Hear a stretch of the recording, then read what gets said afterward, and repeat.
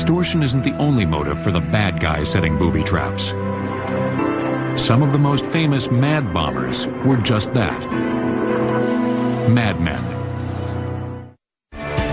Around the world, someone is killed or injured by a booby trap, landmine, or other similar explosive device every 22 minutes. Booby traps will continue on Modern Marvels.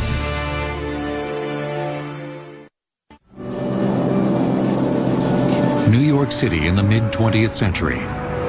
World famous for its fast pace, sophistication, and glamour.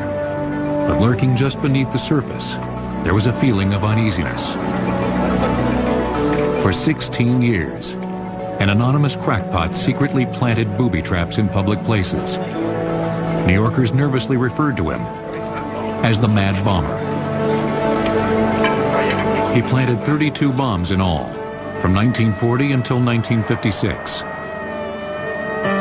One was attached to a seat in a movie theater. 22 people were wounded, many critically. The bomber's anger appeared to be directed at the city's power company, to which he sent a letter that read, "I can make the Con Edison sorry." When we look at profiles of bombers, normally we're looking at someone who is angry, but it's also someone who is focused. The bomb itself gives him an outlet for his anger, for his frustration, and it gives him the ability to strike out at society. The serial bomber turned out to be a polite, well-dressed, but delusional fellow by the name of George Metesky. Metesky built his booby traps in the garage of the apartment he shared with his 2 unmarried sisters in Waterbury, Connecticut. His bombs were handmade out of corrugated pipe, gunpowder, and a trigger mechanism. Ted Kaczynski, the man known as the Unabomber, may have been inspired by New York's Mad Bomber. On some level, he was probably impacted by Metesky and other bombers and developed his deadly activities along the same lines that had happened nearly half a century before. Kaczynski had a gripe against anyone he believed was corrupting the environment with modern technology. Among his targets were airlines, universities, and manufacturers. This was a case that ran approximately 18 years with a series of bombings all across the United States. Kaczynski was able to stay one step ahead of his relentless pursuers because, like George Metesky, his booby traps also were handmade. In an isolated cabin in Montana with no electricity, Kaczynski carefully crafted his bomb parts from pieces of mahogany and other hardwoods used in furniture. One bomb contained a twig from a cherry tree.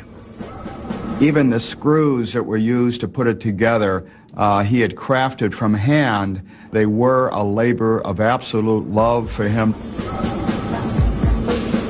3 people who opened Kaczynski's plain-wrapped homemade wooden boxes were killed. Another 23 were wounded. Did you do it? The victims of the most recent serial bomber were ordinary citizens living the quiet life in America's heartland. Their terror lasted for 1 week in May 2002. The scare started on Friday when 8 pipe bombs were found in Illinois and eastern Iowa. The FBI says 6 people were hurt by those bombs, including 4 postal workers. You'd think out here in the rural Nebraska, it's not going to happen. Why they picked our road, why, I have no idea. One more time, it appeared to be random bombings without purpose, and the authorities were forced to consider anything from members of militia groups to international terrorists to high school kids with bombs. A nationwide manhunt resulted in the arrest of Luke Helder, a 21-year-old industrial design student. He said he planted booby traps because he didn't like the way the government created laws that he felt manipulated lives. Buying the parts to put his booby traps together was easy.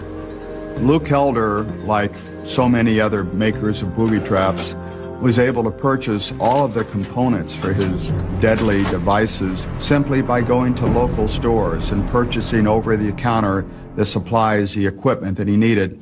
There was no license, there was no identity check. He told authorities the placement of the bombs in mailboxes across the country was to create a smiley face on the U.S. map.